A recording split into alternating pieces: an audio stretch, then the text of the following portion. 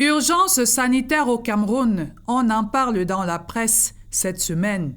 Le pays évalue ses mécanismes de prévention et de gestion des épidémies et des pandémies, rapporte Éco-Santé. Le dispositif est passé à la loupe, note Cameroun Tribune. Cette auscultation intervient à la faveur d'une mission de haut niveau conduite par le directeur général adjoint de l'Organisation mondiale de la santé. Pour en savoir davantage sur cette mission de haute importance en terre camerounaise, marquez un arrêt en page 10 de Santé Nature Info. Des urgences sanitaires à l'impératif de reprise des travaux de construction de l'autoroute Yaoundé-Douala, il n'y a que 36 mois à passer avant la date de livraison de l'ouvrage, souligne le drapeau. C'est reparti pour les travaux, peut-on lire dans le quotidien bilingue national. La deuxième phase de ce projet d'un coût de 899 milliards de francs CFA a officiellement été lancée par le ministre des Travaux publics, fait observer Mutation, Info Matin et Réalité Plus. Une phase 2 avec en ligne de mire les indemnisations renchéries pour sa part Econews. L'autre actualité brûlante qui a fait couler beaucoup d'encre dans la presse, c'est bien évidemment le communiqué conjoint FECAFOOT-MINSEP. Grâce aux consultations et concertations cordiales et constructives engagées entre les deux acteurs et conformément aux très hautes instructions du président de la République, le dialogue a fini par triompher, se réjouit le quotidien gouvernemental et le Pélican. Mesdames, Messieurs, bonsoir. Vous vous souvenez bien, le 30 septembre 2019, se tenait à Yaoundé le grand dialogue national. C'était un événement qui se voulait une réponse du gouvernement à une crise sociopolitique dans les régions du Nord-Ouest et du Sud-Ouest. 5 ans après, nous avons l'intention, tout au long de cette première édition de Scène de presse du mois d'octobre, de revisiter le chemin parcouru, voir les avancées, les limites et les perspectives du grand dialogue national. Et dans un autre tableau, nous évoquerons le jeu des alliances politiques qui se font et se font à quelques mois des élections présidentielles de 2025. Pour enrichir cet échange, la CRTV a invité Emmanuel Gustave Samnik, qui est là. Bonsoir. Bonsoir. Merci beaucoup Emmanuel Samnik. Vous êtes journaliste et directeur de publication de l'Actu Sport. Georges Parfait-Oundi, journaliste et secrétaire de rédaction du journal Essingam. Bonsoir, bienvenue. Bonsoir Séverin, merci de m'accueillir. Tout à côté de vous, Léopold Dassy, journaliste écrivain, chef de service politique du quotidien Le Messager. Bonsoir. Bonsoir Séverin, c'est un plaisir d'être là. Je salue le docteur Cho Walter qui est là. Bonsoir. Bonsoir, merci d'avoir convoqué le scientifique. Docteur Cho, il est directeur général de l'École des métiers du commerce et d'ACE, c'est ça? Bien sûr. Vous êtes enseignant de la gestion des ressources humaines. Dans les universités d'État. Et bientôt écrivain parce que vous avez un livre en chantier. Je suis l'auteur de l'ouvrage Paul Biya, l'éternel espoir du Cameroun. Et plusieurs articles dans Academia. Nous serons rejoints par Yerema Arissou, qui est député jeune. Je rappelle également qu'en duplex, nous aurons de Washington Dr Samuel Ndogmo, vice-président de la commission diaspora au Grand Dialogue National. À tous, merci d'être venus. Avant toute chose, rappelons qu'on a cassé les codes. On a fait bouger les lignes cette semaine au sein de la famille du football camerounais. Le ministère des Sports et la FECAFOOT ont décidé de s'asseoir, de faire table rase des querelles du passé, de travailler en synergie. Le résultat de tout cela, c'est le communiqué conjoint publié donc cette semaine indiquant qu'il y a, comme le souligne le quotidien Mutation, un staff technique consensuel pour les Lions indomptables. Afrique Hebdo parle du coaching éclairé du chef de l'État. L'hebdomadaire bilingue Projection voit en ce qui se fait le triomphe du dialogue. Infosport dit que c'est un staff consensuel pour un nouvel élan, tandis que le titre choisi par le quotidien, c'est MINSEP FECAFOOT bloc équipe autour du staff des Lions indomptables. Enfin, on a l'info à chaud qui pense que c'est la fin du match Ibou-Églisien. Alors, Emmanuel Gustave, on sort quand même de loin. Hein. Quand on a lu ce communiqué, quand on voit depuis la Coupe du Cameroun, les postures, on lit le contenu du communiqué, on s'est dit, enfin. Oui, on se dit surtout qu'est-ce qu'on attendait pour cela. Donc, c'était pas impossible, ce n'était pas quelque chose d'extraordinaire. Et d'expérience, je sais que ça a toujours fonctionné comme ça. Et au Cameroun et ailleurs, entre les institutions gouvernementales et les associations techniques chargées de l'organisation du sport, il n'y a rien d'extraordinaire. Donc, disons, espérons qu'on est revenu à la normale. Parce qu'on a beaucoup vu des choses ces derniers temps. Ce communiqué peut sortir alors que sur le terrain, il y a encore des malins qui veulent entretenir le conflit. Parce qu'apparemment, il y en a qui ne vivent que de conflits. Réaménagement du staff des Lions Indomptables, un souffle nouveau pour un apaisement patriotique. Il y en a qui pensent qu'on a ouvert la voie à une véritable renaissance du football camerounais. On associe la politique au football. Il y a un titre tout à l'heure, Georges Parfait, qui disait que c'était un coaching éclairé du chef de l'État. C'est dissocier la politique du monde sportif qui est un peu illusoire. C'est-à-dire que l'un se nourrit de l'autre. Ils ont toujours fonctionné comme ça, surtout dans nos pays et au Cameroun en particulier.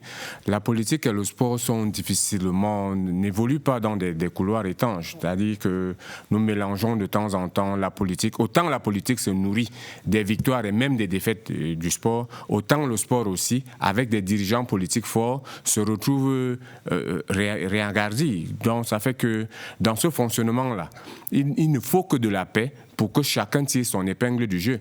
Dans le contexte camerounais et pour ce qui est du football, nous savons que c'est l'État qui finance le football pour ce qui est du fonctionnement au quotidien, que ce soit le championnat, que ce soit l'équipe nationale. Donc on imaginait très mal qu'entre les deux, il y ait le feu. Donc ce qui arrive, ce qui vient de se passer le 1er octobre dernier, ce n'est que ce qu'on demandait, qu'il y ait de la paix. Les Camerounais aiment le football. Les Camerounais, à un moment, ne vivaient que du football à partir du championnat national. On a mal de voir nos stades vides, on a mal de voir tous ces conflits autour des Lions Indomptables. Et s'il y a paix entre le gouvernement et la FECAFOOT, on ne peut qu'applaudir des deux mains. Docteur Cho, vous avez vécu ces moments difficiles comme tous les Camerounais, hein? C'est-à-dire que quand on voyait le spectacle qui se passait devant nous, on se posait beaucoup de questions. C'est un happy end? Oui, quand on veut finir la guerre, on ne compte pas le nombre de morts. Je crois que... Mais ce n'était pas une guerre en réalité.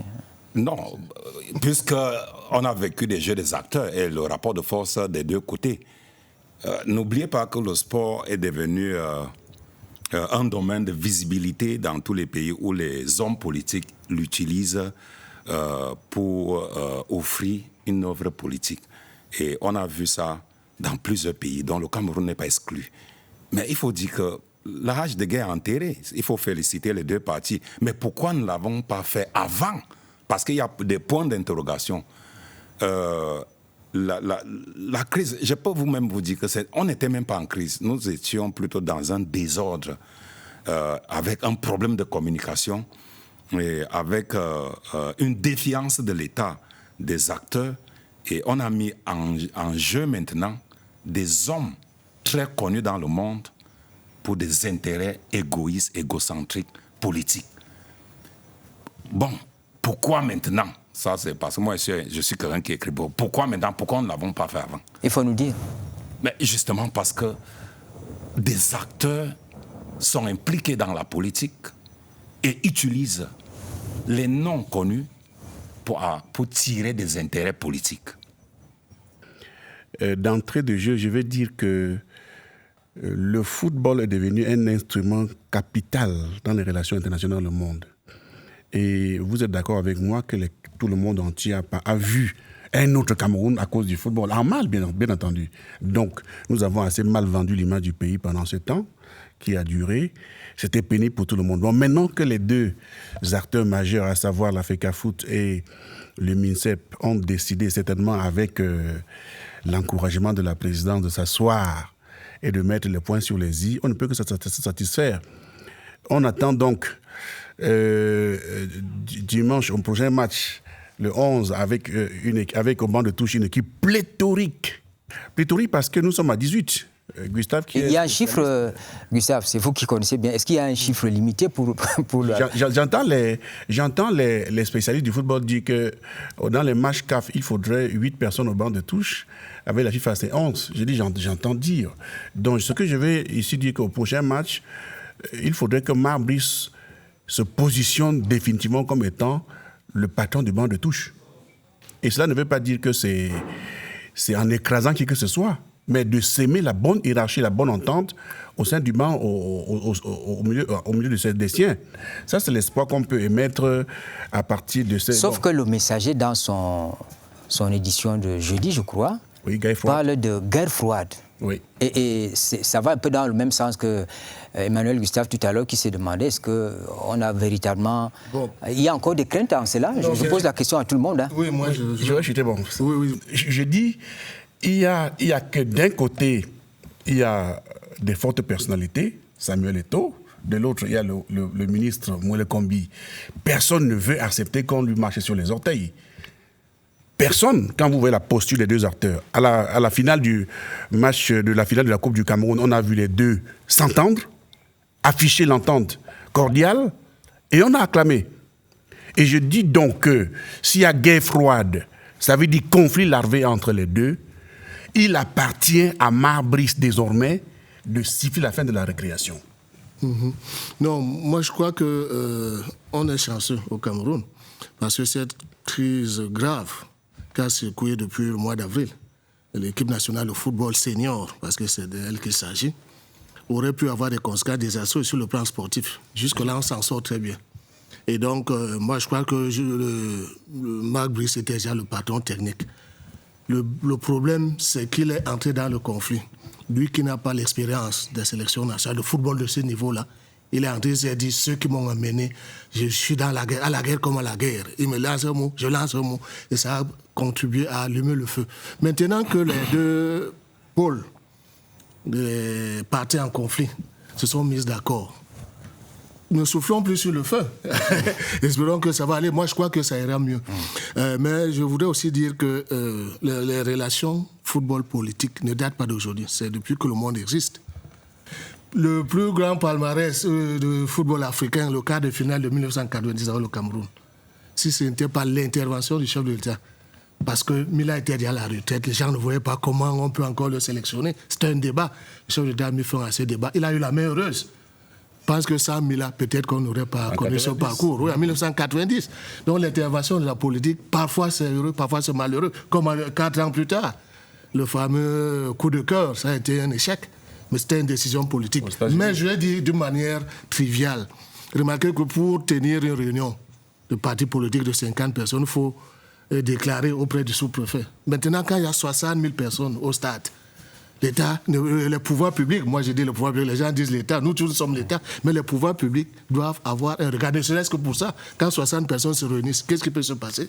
Il faut régler ça, il faut organiser ça, il faut encadrer cela. Donc c'est une relation naturelle entre le monde sportif et le pouvoir politique. Seulement, chez nous, les dividendes individuels ont pris le dessus sur l'intérêt collectif. Regardez ce qui se passe au Sénégal. La fédération voulait bien continuer avec son sélectionneur, mais la nouvelle ministre a dit non. Mais il n'y a pas eu éclat de voix, il n'y a pas eu des glisins et les hiboux sur les plateaux de télévision. Ils se sont mis d'accord et la fédération a publié le communiqué. On vient faire ça et la vie continue. C'est comme ça qu'il faut faire. Parce qu'on n'est pas obligé de s'embraser sur la bouche, mais on est dans le même bateau de l'équipe du Cameroun. En l'état actuel de la situation, je ne crois pas qu'il y ait eu une autre possibilité que de faire la paix. Parce qu'il faut bien dire que la situation qu'on a vécue était l'exception. La règle a toujours voulu que les deux entités fonctionnent ensemble, main dans la main. Pas toujours pour se taper dans le dos, mais au moins pour faire évoluer ce qui est le principal, le football. Et comme ça se focalise autour des Lions indomptables, parce que notre football est à la portion congrue aujourd'hui, on ne parle que des Lions, le football camerounais est réduit aux Lions indomptables, mais au moins que cette équipe-là se porte bien et qu'on éloigne d'elle tout ce qui peut être négatif. À chaque fois, on a invoqué l'union nationale, l'union sacrée autour des Lions indomptables, mais que ce ne soit pas qu'un 20 mots. Et c'est ce qu'on a vécu tous ces derniers temps. Ça n'a été qu'un 20 mots. Et pour un match, on dit union sacrée. Et puis pour le deuxième match, on commence à se bagarrer pour le lieu où va se dérouler le match et tout ce qui suit. Donc, ils sont obligés, quitte à eux maintenant, en fait, malheureusement pour eux, aujourd'hui, si jamais il y a encore des embrouilles, le peuple verra de quel côté vient le problème, parce que tout le monde en a souffert. Au cas où quelqu'un viendra encore avec le désordre, tout le monde verra d'où vient le désordre et ce sera tant pis pour eux. Je voudrais dire un mot sur la taille du staff technique, qui est inhabituelle. C'est pour ça qu'on voit qu'il est pléthorique, parce qu'au Cameroun, on n'a jamais eu ça. C'est souvent des effectifs restreints quand même. Mais dans d'autres sélections dans le monde, il y a parfois 25-30. personnels dans le staff. Mais tout le monde ne s'assoit pas sur le banc de touche. L'essentiel, c'est la répartition des rôles. Il y en a qui vont observer les adversaires, il y en a qui analysent la vidéo. Parfois, il y a 6 à 8 kinés. Parce qu'il y a quand même une trentaine de joueurs qu'on appelle en stage. Voilà. Pourquoi le problème de staff se pose Pourquoi le problème de staff se pose au moment où le président Samuel Eto'o arrive à la tête de la fédération, alors que tous les actes de la FECAFOOT ont été visés par la Convention de 2015. Vous ne voyez pas qu'il y a un problème, qu'il y a quelqu'un qu'on est en train d'utiliser comme un objet politique, comme le lièvre politique qui a 14 millions de followers sur Facebook et 4 millions sur Instagram. Cette visibilité maintenant donne la chance à des hommes politiques de saboter l'État. C'est ça que j'appelle la défiance de l'État. Quand on dit au nom de l'État, j'installe tel... Mais docteur Cho, qui avait intérêt à ce que ça se passe comme ça, tel que vous le dites? Peut-être que vous avez des informations. Ceux qui ont des intérêts, des ambitions politiques. Parce que ça n'a jamais été, on n'a jamais vécu ça depuis les présidents de fédération précédents. Ça n'a jamais été fait. Si, c'est pas nouveau. Il y a toujours eu des conflits. Machiavel, dans la thèse de Machiavel, quand on dit... a même suspendu le Cameroun par 2 fois. C'est ce que j'appelle les discours partisans. Il faut arrêter ça. C'est des discours partisans. Vous avez une fixation sur M. Eto'o. Je n'ai aucune fixation sur le président Samuel Eto'o. Je fais un diagnostic en tant qu'un écrivain. Non, mais vous ne dites pas d'information. Que vous, monsieur Walker. Ceux qui ont intérêt, pourquoi on dit au nom de l'État, un ministre dit au nom de l'État. C'est pas le même ministre qui a signé le 1er octobre. Et vous venez après dire non, ce n'est pas ce que le chef d'État a dit. Docteur Cho, on est dans la logique, de l'apaisement. Hein. On oublie un peu ce qui s'est passé, on regarde... Non, on doit faire la facture. Je pense que... Oui, on va faire la facture, mais pas de cette façon-là. Si on continue à le faire, les églisiens, les hiboux vont renaître. Qui ont créé les églises? C'est ça qui défie l'État. Dans cette affaire, c'est Marc Brice qui doit implémenter la volonté camerounaise de faire la paix dans son banc de touche. Et c'est possible. C'est possible. On verra donc. Ça veut dire qu'il doit comprendre que les hommes qu'on lui a affectés, qu'ils se souviennent de la FECAFOOT ou de lui-même ou d'ailleurs, il doit comprendre qu'ils sont là pour travailler pour le Cameroun. Et c'est à lui de mettre tout cela en musique pour que ça marche. Je reviens sur l'idée que vous aviez, Léo, à savoir que c'est un effectif pléthorique. Est-ce que ce staff, lorsque vous le regardez, vous êtes les spécialistes de cette affaire-là, est-ce que ce staff peut relever les défis? Tout à fait. Est-ce qu'il est à la hauteur des enjeux? Oui, tout à fait. Lorsqu'il y a la réconciliation, on dit qu'il y a l'union sacrée. On ne peut que réaliser des résultats. Je crois que désormais, on aura des victoires. On va aller de victoire en victoire. Parce qu'ils marchent ensemble maintenant, ils boivent ensemble. Mais ce n'est pas eux qui jouent. Hein. Il y a les acteurs de terrain. Mais ils ont divisé la société. Moi, j'ai été surpris agréablement par le premier match de M. Marc Brice. Je ne m'attendais pas à ce niveau-là. Le premier match qu'il gagne ici, je crois 4-1, et puis le match nul en Angola. Et les fonds de jeu étaient là. Donc, dans la tempête, il a réussi à bâtir quelque chose. Maintenant, avec l'apaisement, je crois que ça ira mieux en termes de contenu, en termes de qualité de jeu. Mais je voudrais vous prévenir, nous sommes en sport. Parce que je vois les gens s'exciter. Nous allons de victoire en victoire. Qui vous garantit que vous allez gagner le match, même en jouant bien? Vous pouvez jouer bien, on vous bat. Il faudrait que les gens acceptent ça. La défaite fait partie du sport. Et quand vous battez un adversaire, là-bas aussi, il pleure. Mais on ne coupe pas les têtes parce qu'on a perdu un match. On est en garantie de rien, mais on doit mieux se préparer dans la sérénité, se donner les moyens d'arriver à la victoire, se donner des objectifs. Mais ce n'est que l'ambition, ce n'est pas l'absolution, ce n'est pas la prédiction. Personne ne peut savoir le résultat des matchs avant qu'il se joue. Il faut l'accepter. Je dis les plus grands, l'Italie vient de rater les 2 dernières phases finales de la Coupe du Monde. L'Italie, qui après le Brésil a le plus haut palmarès. On n'a tué personne là-bas. Mais ne soyez pas obsédés par les victoires. C'est bien, ça fait du bien ça, pour nous tous, on souhaite ça. C'est lui qui n'a pas. Mais les enjeux du sport, c'est vous pouvez perdre ou vous pouvez gagner. Parce que vous vous préparez bien, les autres se préparent aussi bien. Vous avez du talent, ils ont aussi du talent. Ce que je veux dire, c'est que le Cameroun a souvent perdu avec un staff qui ne faisait pas de bruit, qui n'avait pas organisé, où il n'y avait pas eu de rébellion. Le fait est que les 2 staffs qui existaient à l'époque, que ce soit celui du ministère ou celui de la FECAFOOT, avaient en leur sein des techniciens. Ouais. Des gens qui ont fait leurs preuves. Ouais. Le problème était juste au niveau de savoir qui a le droit de s'asseoir ou qui n'a pas le droit de s'asseoir sur le banc. Ouais. En réunissant tous ces cerveaux-là, c'est tout bénéfique pour le Cameroun. Donc, espérons seulement que, comme disait Léo tout à l'heure, que Marc Brice saura mettre tout ça en musique pour que, pas que les Lions ne perdent jamais, mais au moins qu'il y ait une certaine sérénité dans le vestiaire et sur le banc de touche qui fait que chaque décision prise soit aussi consensuelle que tout ce qui a été fait et que sur le terrain, qu'on juge les Lions au résultat. On peut perdre, Mais au moins, il y a une façon de perdre aussi avec un fond de jeu. Tout à fait. Parce que l'autre aura été un peu plus fort. Mais qu'entre nous, qu'entre les gens du banc de touche, qu'il n'y ait pas de conflit, qu'il y ait juste de l'entente et que tout le monde soit d'accord dans la composition de l'équipe qui joue. Voilà. Je vais vous inviter à retrouver Dr Samuel Ndokmo qui est avec nous tout au long de cette émission. Il nous suit de Washington. Alors, la question que je vous pose, j'imagine que vous suivez de près l'actualité du football au Cameroun. Rien ne vous échappe. Heureusement, les pendules sont remises à l'heure avec ce staff consensuel. Quelle projection faites-vous de l'avenir du football à ce moment? En tant que Camerounais, tout ce qui concerne le football est important, naturellement. Et on a tous vu que depuis un moment, il faut bien l'avouer, on est mal à l'aise. Alors, maintenant qu'il y a un consensus, maintenant qu'il y a un staff qui est communément accepté, nous pensons que les Lions indomptables que nous avons, on a une très bonne équipe. On a sinon le meilleur gardien, il faut bien le dire, du monde. On a un attaquant, Abouchou, il marque des buts. On l'a vu à Garoua, malgré les conditions du stade, il a marqué devant son public. Donc, nous sommes confiants que maintenant qu'il y a la sérénité dans les Lions indomptables, il faudrait qu'on continue, qu'on recommence à gagner. Mais j'aimerais dire à la fin qu'il faut qu'on évite de personnaliser les choses au Cameroun. On n'a pas besoin de personnaliser les choses au Cameroun. La chose publique appartient au Cameroun. Il faut pas... et c'est un peu ça, je pense, qui a créé tout ce cafouillage, parce qu'on confond, il ne faut pas mélanger. Mais nous, le peuple, qui avons toujours le vert ou jaune, les Lions indomptables, c'est le pays, c'est en réalité le melting pot, c'est la chose commune que nous avons. Nous devons continuer à gagner. Parce que quand on gagne, c'est le Cameroun qui gagne. Moi, je suis optimiste. Merci beaucoup, Dr Ndokmo. Vous gardez la ligne. On va vous reprendre tout à l'heure sur les autres sujets. Mais quand même, quand on parcourt toute la littérature autour de ce calumet de la paix, c'est ça? C'est comme ça qu'on dit Calumet de la paix, oui. Ah oui.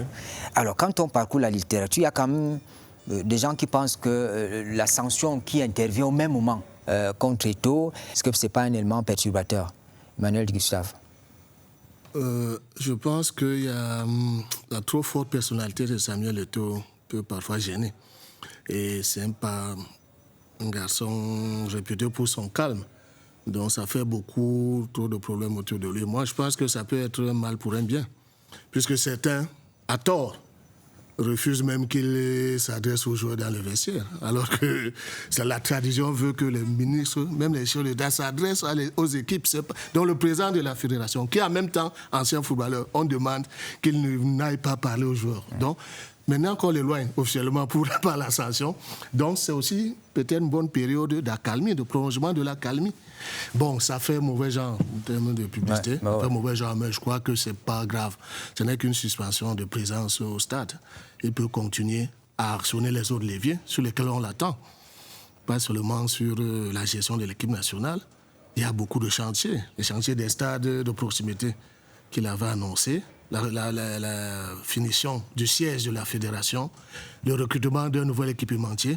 Ça, la FIFA n'interviendra pas. Il faut régler tout ça. Tout ça participe de l'image de football camerounais, les Lions indomptables à retrouver. Donc il y a beaucoup de choses à faire. Les compétitions nationales. Parce qu'il y a les deux championnats professionnels, il y a les championnats amateurs, il y a le football des jeunes, il y a le football féminin. Il y a énormément de chantiers dans la fédération. Donc, les 6 mois-là, s'il n'est pas aux côtés des Lions publiquement, je crois qu'il peut s'occuper d'autre chose. Des choses et même intervenir à distance pour que ça marche bien, puisqu'il est le patron de la fédération. Alors, docteur Cho, vous qui voyez derrière ce qui s'est passé, l'implication de la politique, est-ce qu'il y a un lien fusionnel entre la FIFA, la décision de la FIFA et le communiqué du 1er octobre? Bon, du point de vue symbolique, je crois qu'il y a un lien très fort parce que la moralité d'un gestionnaire s'impose sur sa gestion financière, sa gestion administrative, sa gestion de ressources humaines. Et lorsqu'il y a un problème de moralité, ça veut dire que ça ne va pas. La FIFA intervient, c'est même très grave et c'est des mauvais signes. C'est des mauvais signes qui s'annoncent, c'est des signes annonciateurs. Et on a un déterminant fondamental. Ça pourra jouer sur l'équipe nationale, non. La sélection nationale? Non, la sélection nationale ne fait pas partie. D'ailleurs, on voit des résultats depuis que Marc Brice est arrivé. On voit que nos Lions indomptables jouent. Ils savent qu'il y a eu un désordre avec la hiérarchie. Donc, ils ne sont pas concernés. Ils ne sont pas concernés. C'est maintenant les dirigeants de la FECAFOOT qui sont impliqués dans l'affaire. Les joueurs sont patriotiques, ils sont républicains. Ça va plutôt jouer sur la carrière de celui qui est à la tête de la fédération. Georges Parfait. Et il faut pouvoir relativiser cette sanction de la FIFA parce qu'il faut bien comprendre que c'est à la suite d'une émotion. C'est comme un joueur qui prend un carton rouge sur un match et puis après on dit pour la faute commise, pour la gravité de la faute, on ajoute 3 matchs de suspension. Ce n'est pas une sanction sur la gestion de la FECAFOOT, sur la gestion au quotidien. Et puis Eto'o-Fils n'est pas le président de l'équipe nationale du Cameroun, il est le président de la fédération. Ça veut dire, comme disait le grand frère Gustave tout à l'heure, qu'il y a d'autres chantiers pour lesquels il peut s'occuper. Il y a le football local, il y a des autres équipes nationales. Et puis, on ne lui a pas interdit d'aller voir les Lions à l'hôtel, par exemple. S'il veut parler aux joueurs, il peut les rencontrer à l'hôtel. On lui a interdit d'aller au stade parce qu'il a été véhément sur un stade et il a parlé sur l'arbitre. On l'a suspendu pour quelques matchs. Il reviendra. Mais ce n'est pas qu'il est chassé de l'équipe nationale ou de la gestion au quotidien de l'équipe nationale. Il s'occupe de l'équipe nationale en tant que président de la fédération à distance. Et il a les autres chantiers qui sont là pour qu'il organise le football camerounais. C'est déplorable un peu le fait de voir que le football camerounais en ce moment se limite à l'équipe nationale, à Samuel Eto'o et au MINSEP, alors qu'il y a de vrais chantiers locaux. On a été très content de voir la finale de la Coupe du Cameroun l'autre jour. Nous voulons encore vivre ce genre de match au quotidien. Que sont devenus les canons Tonnerre, les canons Union, les Tonnerre Racing et tout le reste qu'on a connu à une certaine époque? C'est de ça que le peuple a besoin. C'est de vivre encore le football au quotidien, pas les intrigues qui sont autour des Lions indomptables et de tout le reste. Eto'o-Fils ne part pas au stade parce que les Lions jouent. La presse contribue à alimenter. Encore qu'il faut voir ce problème sous un autre aspect. En tant que citoyen camerounais, moi, à la place d'Eto'o-Fils, je prendrais bien mon ticket pour le Shabbat et aller m'asseoir là où il n'y a pas une place d'honneur, où on va dire voilà la place du président de la fédération. En tant que citoyen camerounais, il peut très bien aller au stade sans jouer le rôle de président de la FECAFOOT. D'accord.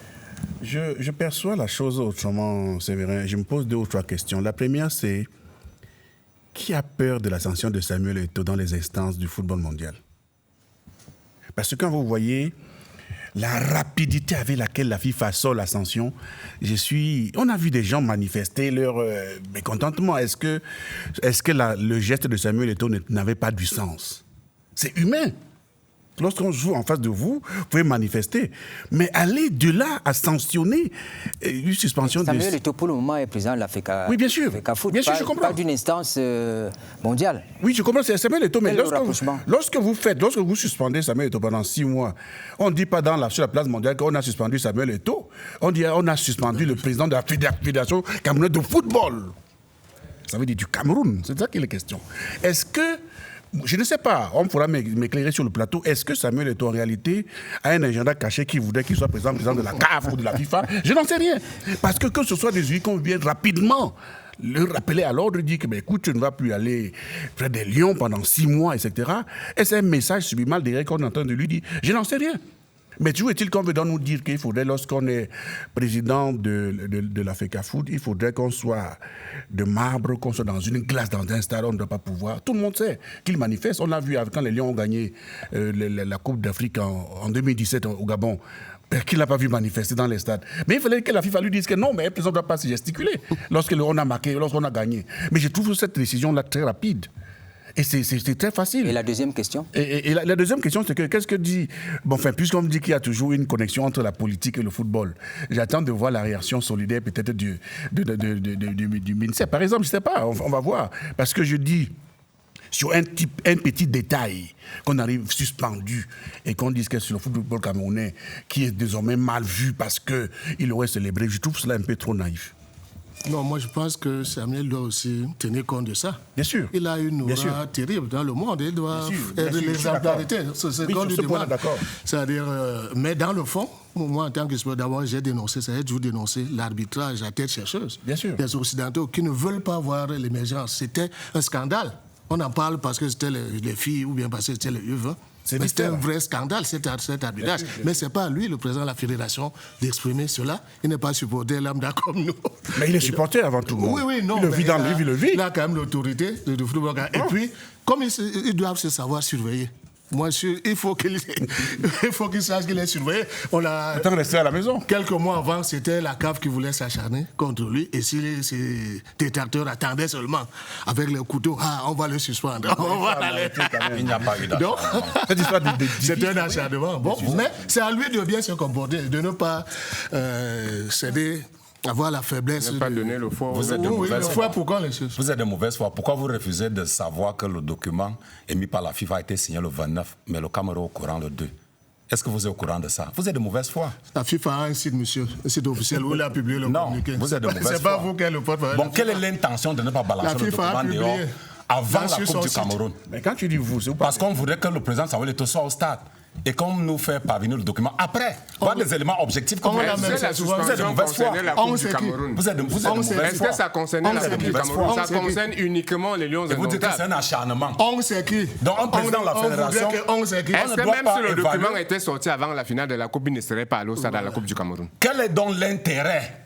Quel est l'intérêt? L'intérêt de qui? L'intérêt de celui qui veut savoir au Cameroun qu'on le suspend après la Coupe du Cameroun. C'est une décision qui est il fallait qu'il soit au stade pour ne pas être humilié dans le monde entier en temps réel.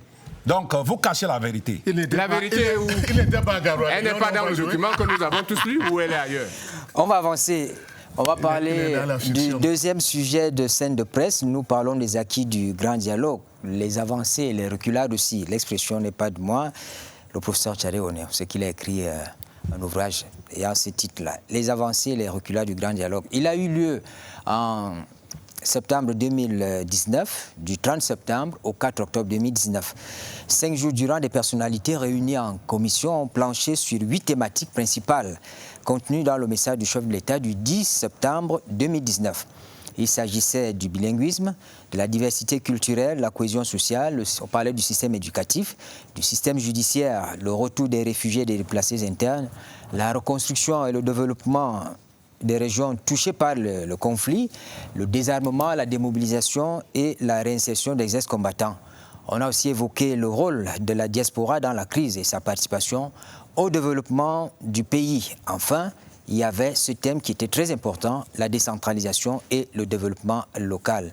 Si l'on s'en tient aux objectifs et aux indicateurs de suivi qui avaient été définis, est-ce que vous avez l'impression que 5 ans après, le grand dialogue a produit les effets qu'on attendait? Je commence par Dr Chaud, qui est très chaud d'ailleurs. Bien entendu. Tout le monde peut voir les grandes réalisations des recommandations du Grand Dialogue National. Moi, j'ai participé au Grand Dialogue National. Premièrement, le Grand Dialogue National a renforcé le pouvoir des régions. Après la réforme constitutionnelle de 2013, où les Sénats ont été représentés par des régions, il y a eu le statut spécial. Ça, ce sont des éléments objectifs et scientifiques du bilan extrêmement positif du Grand Dialogue National. Les assemblées régionales ont été renforcées et créées avec l'autonomie des régions dans les régions du nord-ouest et du sud-ouest, ce qui n'était pas le cas avant. L'égalité des langues, ça c'est d'autres objectifs qui ont été atteints. L'égalité des langues, français, anglais, avec la commission du multiculturalisme et multibilinguisme. On a le centre du DDR qui est saturé des enfants qui ont déposé des armes. Moi également, avec mes propres efforts, j'ai fait déposer 750 séparatistes en brousse qui ont déposé des armes. Jusqu'à aujourd'hui, nous sommes à plus de 3500 depuis 2022 qui ont déposé les armes. Programmes de reconstruction, réconciliation, démobilisation ont été... les Independence Conciliators qui ont été créés avec le statut spécial. Et au finish, on trouve que beaucoup de choses ont été faites sur les éléments que je viens de vous citer. Mais n'oubliez pas qu'avec le diagnostic de la crise anglophone, nous sommes en 1492 lorsque la crise amazonienne commence, qui persiste. Nous sommes en 2016, de 1916 jusqu'à 1961. Problème anglophone, 1961, 2016. Question anglophone, 2016, crise anglophone. Le Grand Dialogue National a résolu la crise anglophone, la question anglophone et le problème anglophone. La crise amazonienne persiste. Et la stratégie militaro-sécuritaire reste un jeu pour définitivement mettre fin à la crise anglophone et à la crise amazonienne. Oui, ça c'est le point de vue de Dr Cho, mais il y a des événements qui nous parlent. Nous sommes aujourd'hui avec sous la main l'enlèvement du sous-préfet. On ne sait pas là où il est. Et le grand dialogue, c'était justement arriver à régler le problème de la crise anglophone. Et est-ce qu'avec ces événements, de temps en temps à Bamenda, dans le sud-ouest, il y a des mouvements? Est-ce que tout cela contribue à faire penser que vraiment le grand dialogue a servi à quelque chose? Je n'ai pas envie de dire que le grand dialogue national était vain, au contraire. Il était bienvenu, il a apporté un certain nombre de solutions, ou le début d'un certain nombre de solutions, sauf que je crois qu'on n'aurait pas dû le tenir à ce moment-là, parce qu'il y a eu des préalables qui faisaient qu'on aurait pu l'éviter. À partir de 1996, où la nouvelle constitution met en place la décentralisation, et qu'on attend 23 ans pour promulguer la loi portant code de décentralisation, c'est qu'il y a un problème quelque part. L'hypercentralisation de notre pays, telle que nous la vivons depuis le départ, depuis les indépendances, est le principal problème qui fait que lorsque les deux entités du Cameroun veulent être ensemble, il y a des freins, parce qu'il y a une partie qui est un peu plus forte que l'autre. Maintenant, lorsqu'on en arrive au grand dialogue national et qu'on décide d'implémenter certaines choses, à Yaoundé, on aime les effets d'annonce.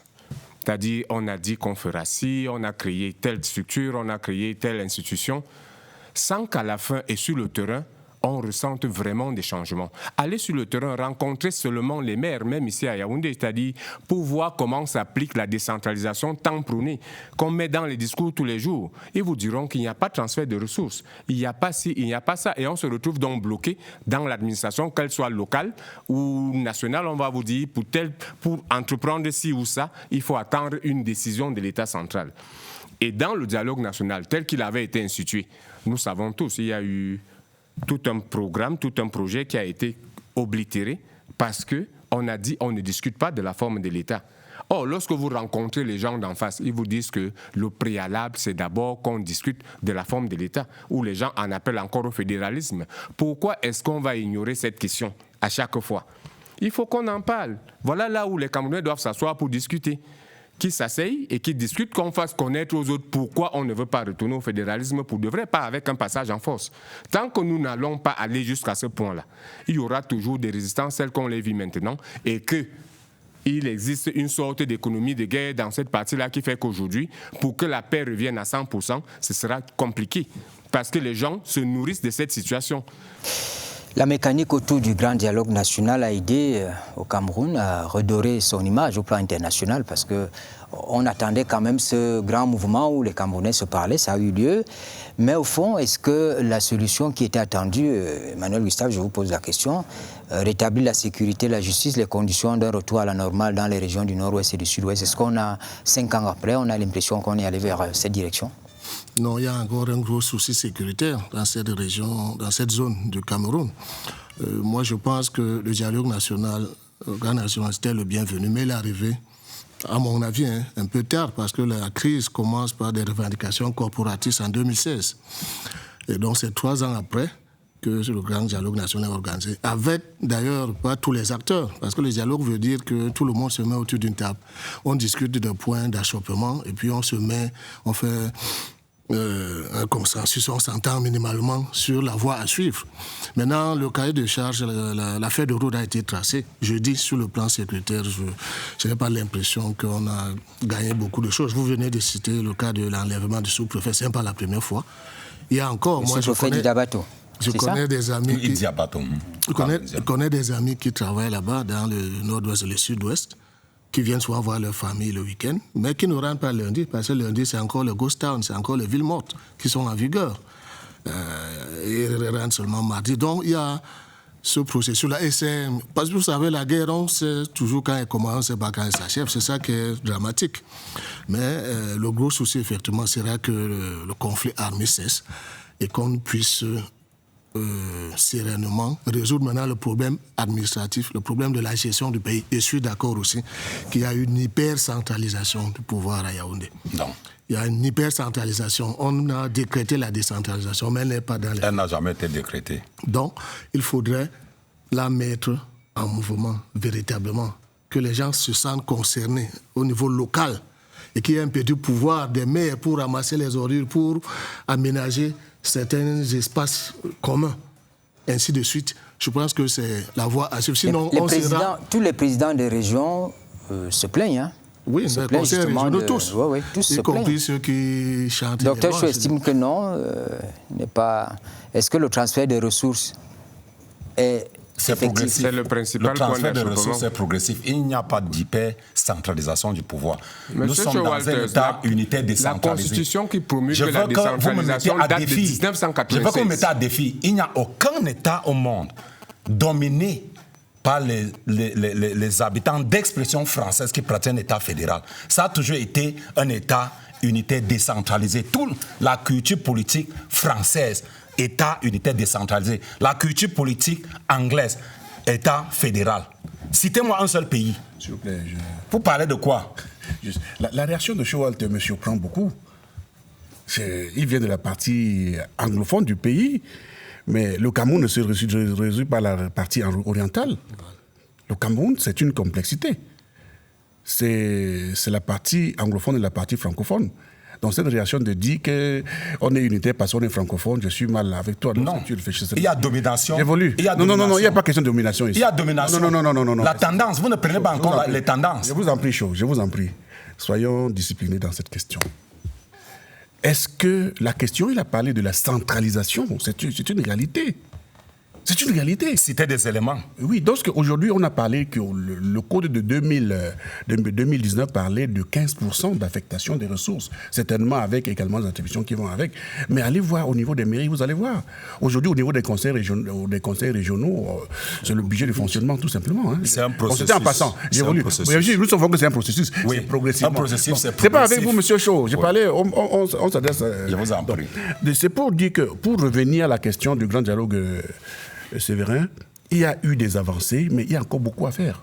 Ce que Chaud a dit tout à l'heure, on le retient, ça veut dire le statut particulier, etc., etc. Mais est-ce que nous sommes arrivés à la guerre, à la paix? Pas encore, mais la paix sera longue. Hein. Pour faire la paix, ça va être longue. Si vous faites un tour aujourd'hui dans les deux régions, le problème, ce n'est pas aujourd'hui entre la population et l'armée ou contre... Non, c'est d'abord entre les individus, des personnes. Je veux dire quoi? Le ressenti entre les gens disent que c'est tel qui est venu ici commettre tel cas dans ma famille, c'est tel autre et c'est tel autre. Ça veut dire qu'il y a des familles qui se regardent en chien de faïence en disant on attend seulement le jour. Donc ça veut dire que s'il faut faire la paix, avancer la paix dans le nord-ouest et le sud-ouest, il faut intégrer cet élément-là. Bien sûr que les enfants ont déposé les armes, mais ce qu'ils ont posé comme affre dans les familles ne sont pas rapidement oubliés. Il y a des dettes de sang qui crient fort dans les deux régions. Ce que je dis là, je ne dis pas en l'air.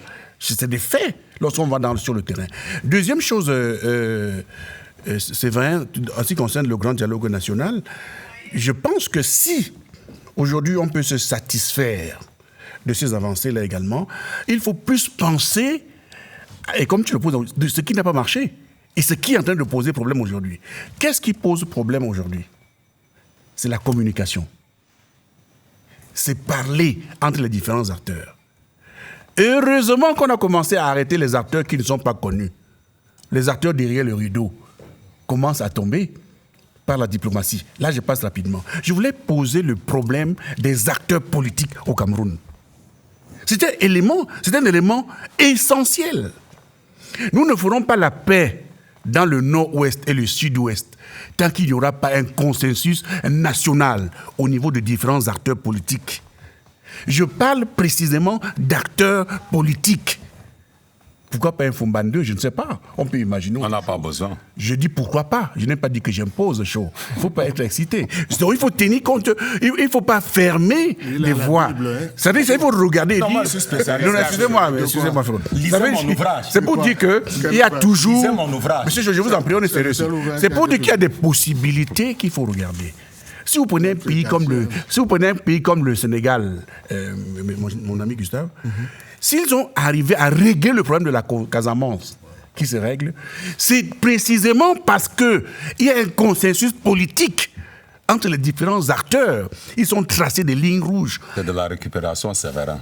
Et puis, suivez, permettez. Et puis, je vais me lâcher la parole, sauf si, comme vous avez la Bible, on doit se coucher. La dictature. Voilà. Donc, je disais, il a parlé de la Casamance au Sénégal. On peut parler de la Corse en France, ou de Delta Niger, chez notre voisin Nigeria, le Biafra. Donc, les revendications identitaires ont toujours existé dans tout, mais c'est le dialogue, c'est le consensus. On s'entend minimalement. En général, les crises permettent de trouver, d'imaginer des solutions, de vivre ensemble à toute la République. C'est-à-dire, ce n'est pas uniquement, et je suis d'accord avec Léopold, un conflit anglophone-francophone. J'ai vu récemment un mémorandum de Grand Bam dans ses limites naturelles. Il y a des référendums, les mémorandums de Grand Nord. Il y a ceci, donc on peut en profiter pour décentraliser véritablement, pour faire développer le Cameroun, que ça plaise aux grands spécialistes de la centralisation. Alors, je voulais poser la question parce que un an après le grand dialogue, il y a eu une tribune qui circulait dans Jeune Afrique où le rédacteur estimait que la tenue du grand dialogue national n'est pas allée dans le sens voulu. Il disait qu'avec le grand dialogue, il est apparu que la société camerounaise est plus fracturée que jamais. C'est-à-dire qu'il parlait des revendications identitaires, ce que vous venez de souligner, ces revendications prolifèrent. Les joutes politiques, quand on écoute les acteurs politiques sur le terrain, c'est comme si on attisait le feu. Or, le grand dialogue n'allait pas dans ce sens-là. C'était dans le sens de rassembler les Camerounais, de promouvoir le vivre ensemble. Je ne sais pas si c'est le même constat que j'ai, parce que j'ai... 5 ans après, ça peut avoir changé, maintenant vous avez la parole. Je vais actualiser les données. J'ai séjourné dans la région du Nord-Ouest et Sud-Ouest pendant 3 mois, entre octobre 25 et le décembre 10, 2023. Tout le monde peut vérifier dans les agences de voyage. On ne doute pas. Ce qui se passe maintenant, nous sommes dans les violences. Je suis le seul qui avait fait le bon diagnostic. Je vous ai dit, entre 1492 et 1916, nous sommes dans la crise ambazonienne. Entre 1916 et 1961, problème anglophone. 1961-2016, question anglophone. 2016 jusqu'à maintenant, crise anglophone. Nous sommes dans... C'est des violences, ce n'est plus la crise anglophone. Et c'est du chantage au régime de Yaoundé, entretenu par des hommes dans l'ombre. Ça existe dans tous les mouvements séparatistes. Mais, Docteur Cho, on revient sur les... Le grand dialogue national a résolu la question anglophone, le problème anglophone et la crise anglophone. Voilà, c'était les objectifs, ou bien l'objectif principal du grand dialogue national. Et à quoi nous assistons maintenant? La paix revient progressivement. On va retrouver Dr Samuel Ndogmo, qui doit certainement être là avec nous à Washington. Vous avez été vice-président de la commission qui travaillait sur la diaspora. Vous étiez vice-président de la commission diaspora au Grand Dialogue.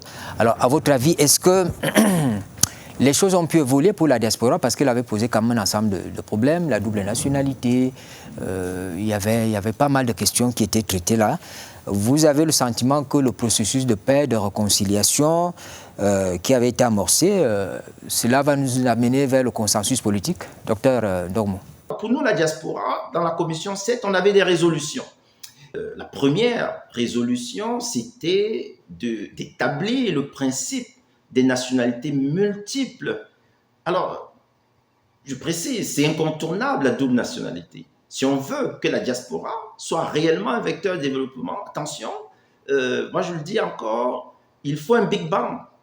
Et la deuxième résolution, c'était la création d'un département ministériel en charge de la diaspora. Alors la troisième résolution, c'était d'impliquer la diaspora plus activement dans la gestion de la chose du pays. Et puis la dernière chose, la voix du peuple, c'est où? C'est l'Assemblée nationale. En fait, le Parlement, d'une façon générale, Assemblée et Sénat. Alors, aucune de ces 4 résolutions que je viens de citer n'a été implémentée. Il n'y a pas du tout de loi sur la double nationalité. Il n'y a pas du tout un département ministériel en charge de la diaspora. Il n'y a pas la diaspora dans le gouvernement. Il n'y a pas la diaspora dans le Parlement. Et les autres choses. Donc, pour moi, le grand dialogue national, à la fin, je dirais, le verre, il n'est pas à moitié vide, ça c'est clair. Il n'est pas plein. Alors, Dr Cho, vous avez votre point de vue, voilà quelqu'un il vit au Cameroun, mais il vit davantage en Occident. Il essaie de faire le lien entre les deux.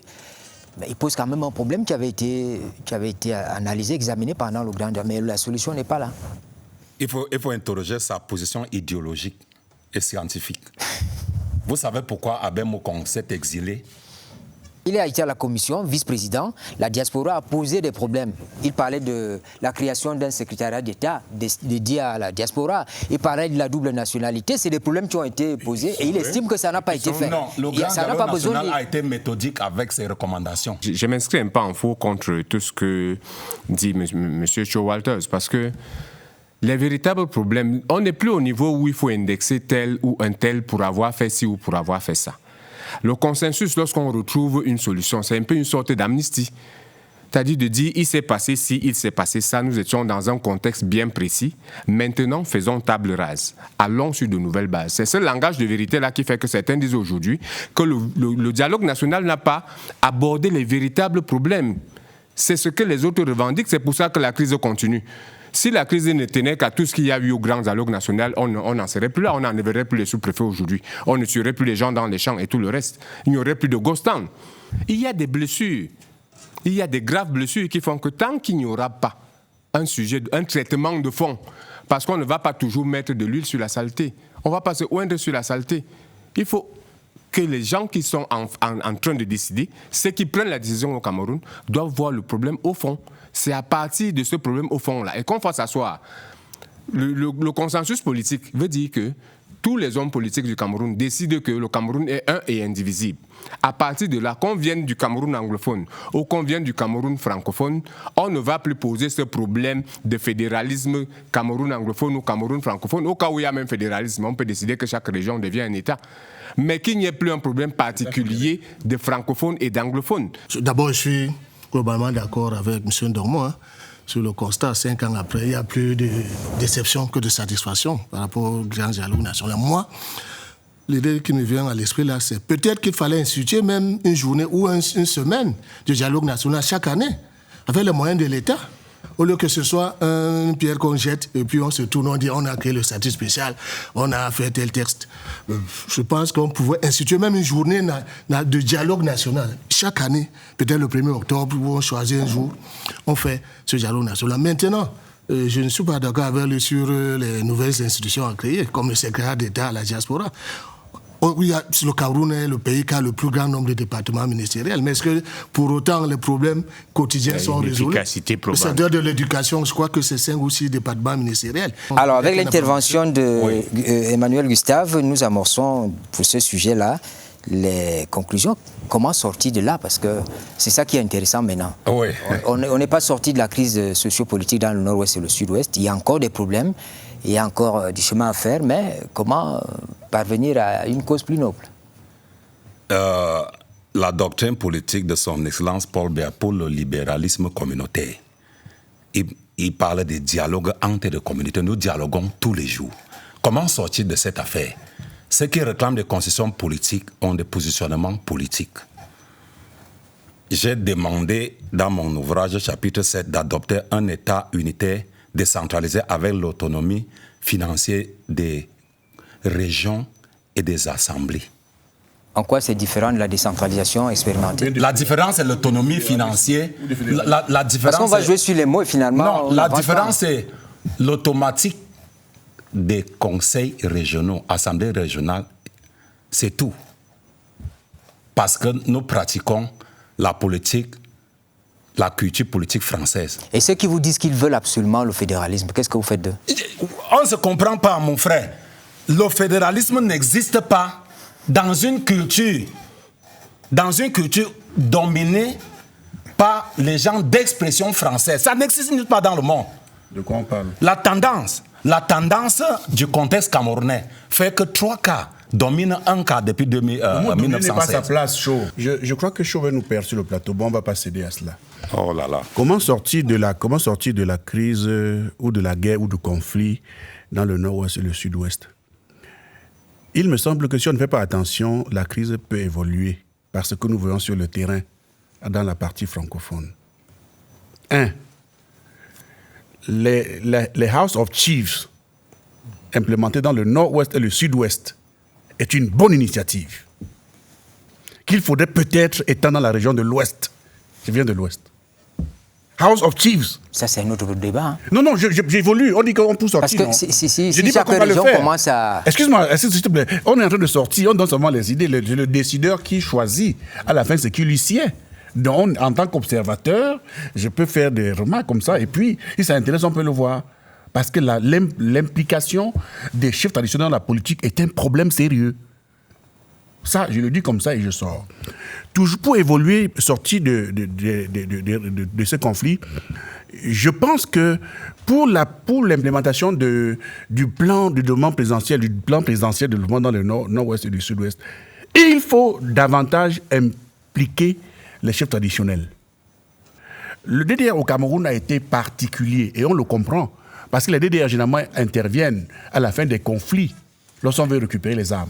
Le Cameroun, dans son ensemble, a directement dit déposer les armes, comme le président l'a dit, venez.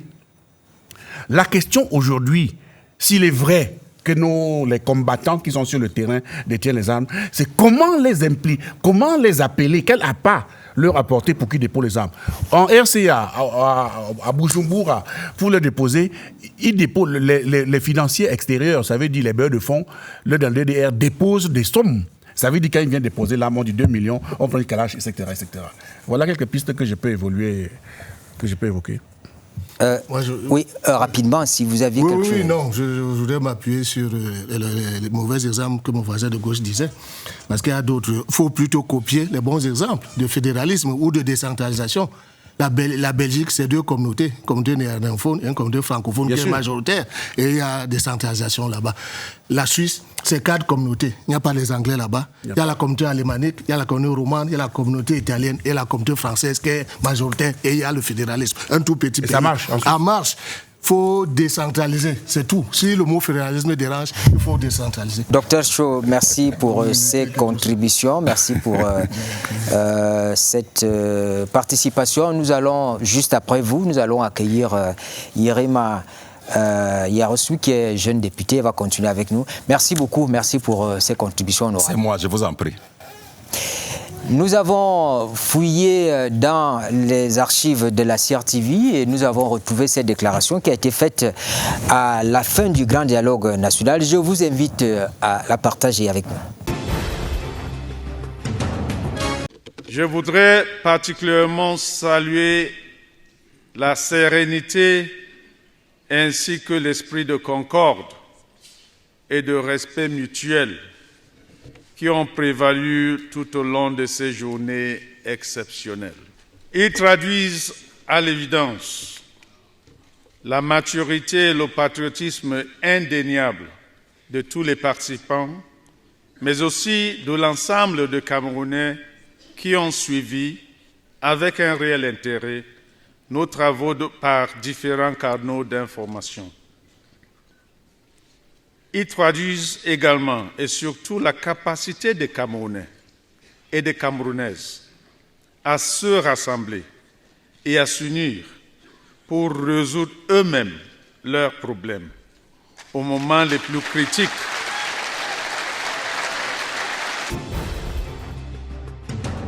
Nous amorçons la dernière partie de l'émission et nous avons donc à accueillir d'abord Yerima Arissou. Bonsoir. Et bonsoir, monsieur Séverin. Bonsoir avec vos discutants. Merci de nous faire l'honneur d'être là. Nous commençons avec vous. La période des élections présidentielles qui s'annonce, hein. On voit apparaître des alliances. On a connu ATP et l'autre alliance c'était APC. Mais le 28 septembre dernier, il y a eu un autre regroupement qui est né, qui se fait donc autour du candidat Akere Mouna. Chacun de ces regroupements bénéficie bien sûr du soutien de plusieurs partis politiques, des organisations de la société civile. Yerima, comment vous vivez ces moments-là? Tout le monde appelle au Cameroun, tout le monde dit il faut qu'on ait une alternance, il faut qu'il y ait du changement. Est-ce qu'on est sur la route du changement? Oh, monsieur Séverin, j'ai observé aussi l'alliance autour du maître Akere Mouna. Et il faut définir l'alliance. L'alliance a 2 côtés. Hein. Il y a le côté productif, il y a aussi le côté contre-productif, excusez-moi du terme, parce que quand vous essayez de voir ce qui gravite autour de cette alliance, ça veut dire qu'il y a un problème. Dès lors qu'ils ont fini de siéger, les annonces, on a vu la fragmentation de l'UPC.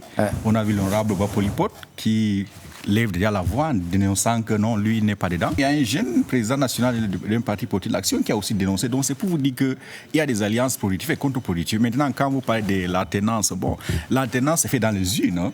C'est pas parce que 2 ou 3 personnes se regroupent pour s'aligner derrière une personne, on va parler de l'alternance. Non, quand vous essayez de voir le Cameroun compte plus de 360 partis politiques, on a légalisé il y a de cela 2 mois, 3 mois plus encore de 40 partis politiques. Donc l'élection présidentielle, c'est l'année prochaine.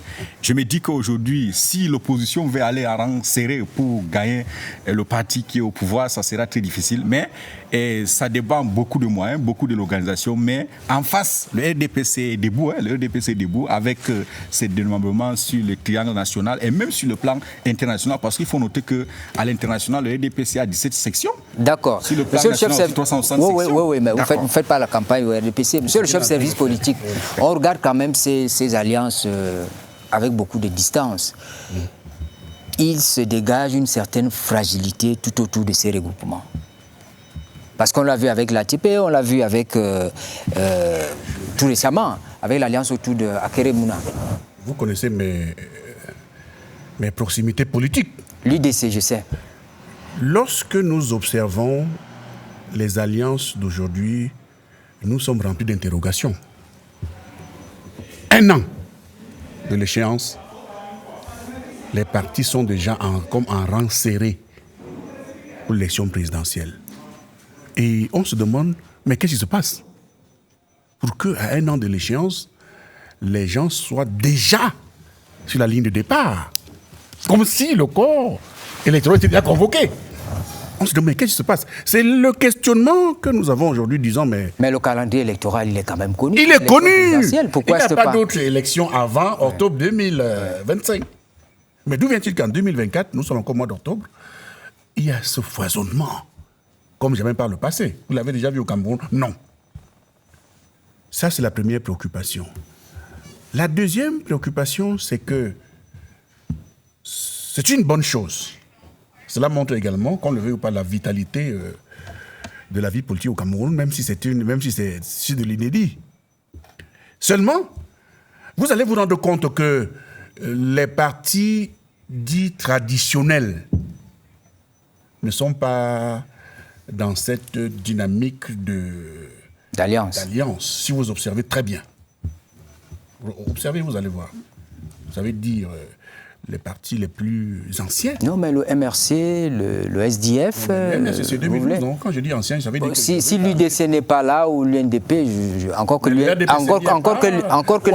l'UNDP garde ses alliances avec le RDPC. On l'a vu, l'action... Je veux dire dans les alliances que nous avons pour 2000, pour la prochaine élection, ce que je suis en train de dire. Mais les anciennes alliances restent... les alliés traditionnels. Donc, n'importe, je ne veux pas entrer dans cette lecture-là, mais je dis déjà que si vous observez, les partis de 90, parlons comme ça pour qu'on se comprenne. Quand je parle d'anciens partis politiques, ça veut dire des partis qui sont ancrés à l'aune de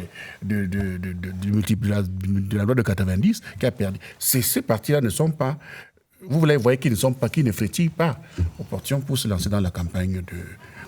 Alors, la fragilité de ces alliances, Georges Baffa. Vous parlez de fragilité, je me méfie lorsque les hommes politiques sont ensemble, de qualifier. Parce que ça peut commencer comme un échec et à la fin, vous voyez que c'est une bombe. Donc, quand je regarde, je dis seulement, qu'est-ce qu'ils veulent faire? En tant qu'acteur politique, c'est ça qu'il faut regarder et dire. Ils commencent faibles, vous ne savez pas comment ça va finir. Alors qu'ils sont mis ensemble, vous avez commencé à dire, oh, ce sont des critères, où est-ce qu'ils vont aller? Mais vous ne savez pas. C'est vrai que le fait que la classe politique camerounaise, même celle qui aspire au pouvoir, c'est lui qui m'a passé la parole. Vous l'aviez déjà gardé longtemps, Léo. Ah d'accord, sauf si vous avez une dernière ligne, allez-y. Je précise ce que j'ai dit. Ça veut dire que lorsque, parce que j'ai entendu tout à l'heure mon ami Yerima dire que voilà les petits partis, ce mot est sorti tout à l'heure, il faut faire attention. Et dire également que, faites attention, l'opposition n'est pas un parti politique. Il faut faire attention de le dire. L'opposition n'est pas un parti politique. C'est la carte. Même au sein du RDPC, il y a de l'opposition. Il faut faire attention quand vous pilotez le terme en disant opposition. Ce mot-là, il faut le relativiser. Voilà ce que je voulais dire. Ok, j'étais en train de dire que j'ai l'impression que le fait que ceux qui aspirent au pouvoir maintenant, qui se disent de l'opposition, qui sont à la conquête du pouvoir, le fait qu'ils aient servi longtemps dans l'appareil de l'État fait un peu qu'ils ont soit biaisé leur façon de réfléchir. Parce qu'au Cameroun, il faut bien comprendre que notre système démocratique est essentiellement populaire. Ça veut dire one man, one vote. On ne délègue personne en dehors des élections régionales. On ne délègue personne pour aller voter à la place de quelqu'un. Donc, ce qui fait la force des partis politiques, c'est la population. Il faut rassembler des masses. Ce n'est pas une histoire d'un président de parti qui va s'asseoir avec un autre, qui va s'asseoir avec un autre, même s'ils sont 100. Ce n'est pas ce qui vote, ce n'est pas ce qui donne la victoire à un parti. C'est de convaincre le petit électeur qui est à la maison, qui est au village, qui est partout, parce que c'est lui qui vote. Et à ce jeu-là, nous avons connu des partis populaires au Cameroun. En dehors du RDPC, il y a eu le SDF dans ses beaux jours, il y a eu l'UNDP dans ses beaux jours, il y a eu quelques partis comme ça qui avaient des gens qui votaient. Et on a aussi vu comment tout ça s'est effrité comme peau de chagrin du jour au lendemain. Des partis qui perdaient des sièges à l'Assemblée, qui perdaient des mairies et qui perdaient ceci. Donc lorsque des dirigeants se rassemblent dans une salle et pondent un discours en disant « nous allons signer une alliance pour conquérir le pouvoir en 2025 », ce n'est pas ça qui fait leur force. La force, c'est de descendre sur le terrain. Parce qu'au Cameroun, il faut déjà noter que les gens entrent en politique comme ils entrent dans la religion. On est musulmans parce que les parents nous ont baptisés là-bas, parce que les parents étaient musulmans. On est dans le RDPC parce que dans ce village, tout le monde a toujours été dans le RDPC. Encore que les bastions politiques, ça existe partout. On le voit. Pour parler souvent de la France, pour dire cette région a souvent voté à gauche, cette fois-ci, elle a voté à droite. Non, je suis en train de dire que moi, je vais un peu parler dans le sens de Yerima pour dire que ça ne fait pas peur aux grands partis. Et les grands partis sont grands parce qu'ils ont de la masse. Cette masse critique-là, cette masse populaire-là, cette masse électorale qui fait qu'à certains niveaux, certains partis ne tremblent pas parce qu'ils savent qu'ici, nous avons pratiquement un électorat acquis. C'est une vérité chez nous. Ce n'est pas scientifique. C'est-à-dire qu'on n'a pas besoin d'aller réfléchir pour dire que... Vous n'allez pas dire que le chef d'État va perdre les élections dans son village. Dans le cas actuel de l'organisation du Cameroun, c'est pratiquement impossible. Vous parlez comme des sorciers politiques. Non, ce n'est pas de la sorcellerie, c'est dans une réalité. La société est mouvante, ça bouge, parfait. Oui, elle bouge. Il y a des endroits où elle est dynamique. Bouger, où on ne peut même pas imaginer qu'elle bouge parce que ça bouge. Nos réalités sociales. Ça bouge. Ce sont nos réalités sociales et traditionnelles qui font que ça ne bouge pas. Je ne te connais pas comme ça. Alors, on ne va pas vous suivre. Gustave Emmanuel, on va sortir bientôt. Cette fragilité des alliances qui se créent, c'est bien qu'on ait des alliances, ça fait partie du jeu politique. Mais la finalité, est-ce qu'on pourra avoir ce qu'on attend? Non, mais les professionnels de la politique, je crois qu'en permanence réfléchissent, cherchent des solutions pour conquérir le pouvoir ou bien pour se maintenir au pouvoir. Donc c'est normal qu'il y ait des alliances. En France, là, on vient de voir les gens qui ne s'entendaient pas, la gauche plurielle, ils ont fait une alliance pour barrer la voie au Front National qui était majoritaire au sortir des élections européennes, même si le président de la République n'a pas respecté le choix des électeurs. Emmanuel Macron pour trouver une astuce là pour nommer notre Premier ministre. Mais les gens ont fait une alliance. Parce qu'ils ont tenté quelque chose pour aboutir. Le résultat peut être différent, mais vous ne pouvez pas leur reprocher de faire une alliance. Maintenant, qui est qui dans les partis politiques? Moi, c'est là où je m'interroge.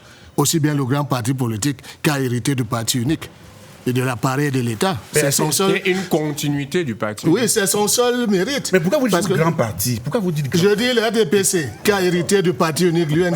Mais vous portez un coup grave.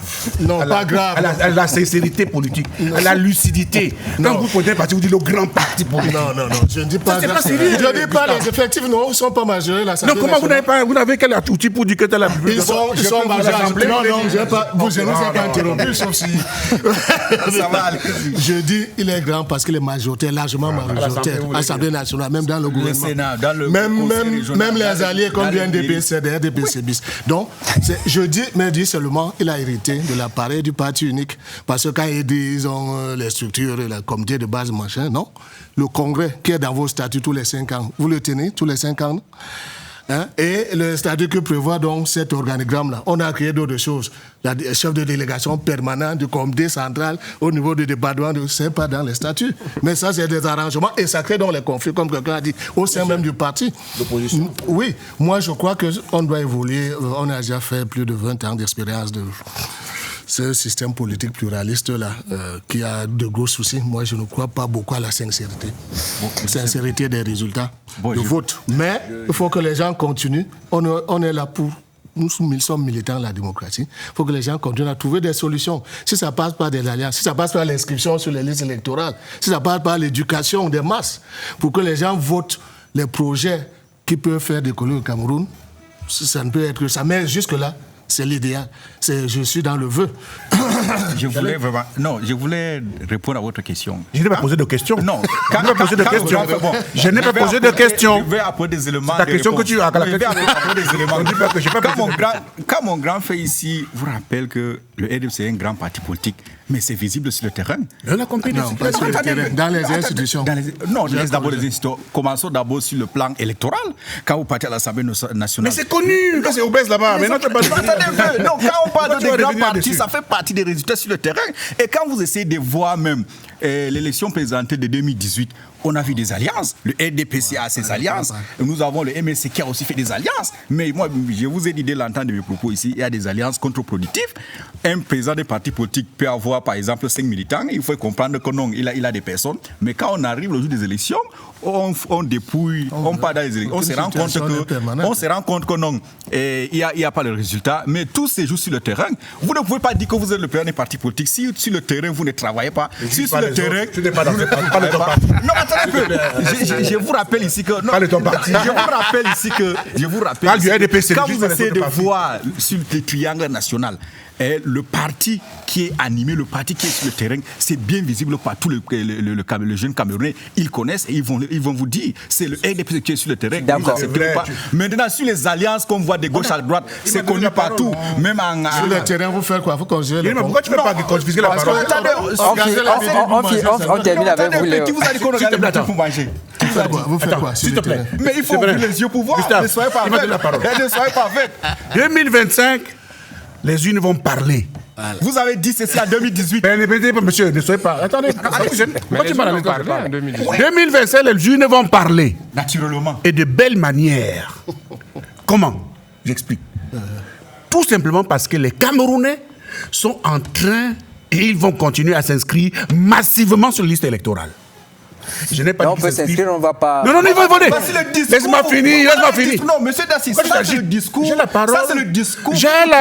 C'est pas parce que vous avez inscrit une personne sur la liste électorale que forcément le moment où il va vous voter. Qu'est-ce que vous te gênez? J'ai dit qu'il va me voter. J'ai dit qu'il va me voter. Dans les deux sens. Dans les deux sens. Mais c'est comme par exemple que tu avais une femme, tu es en train de courir contre une femme. C'est pas à la fin que tu vas épouser cette femme. Yérima, je te respecte beaucoup. Laisse-moi finir, s'il te plaît. On n'a pas assez de temps. Les Camerounais s'inscrivent massivement, pas contre un parti. Voilà. Je n'ai pas dit contre un parti essentiel. Ils vont aller voter en 2025. Et ils vont aller voter étant en colère. Qui vous a dit? Vous avez fait quel sondage? Je n'ai pas fini, monsieur. Laissez-moi finir. Vous parlez quoi de colère? Je parle de tout. Je parle de Camerounais. Ils vont aller étant en colère. Contre avec le bulletin. Ils vont jeter dans l'urne. Étant en colère contre leurs conditions de vie, monsieur. C'est en 2025. Nous sommes un pays paisible. Les petits partis vont enfin parler dans ce pays. D'accord. Et de belle manière. Merci beaucoup, Léo. Il ne faut jamais inviter Léo sur... Il ne faut pas l'avoir comme invité politique, hein. C'est plus difficile. Nous arrivons à la fin de cette édition de Scène de Presse. Merci pour vos contributions assez enrichissantes. Merci à vous qui prenez la peine de regarder ce programme tous les dimanches après-midi. On se retrouve, s'il plaît à Dieu, dimanche prochain. Bonne suite des programmes sur la CRTV.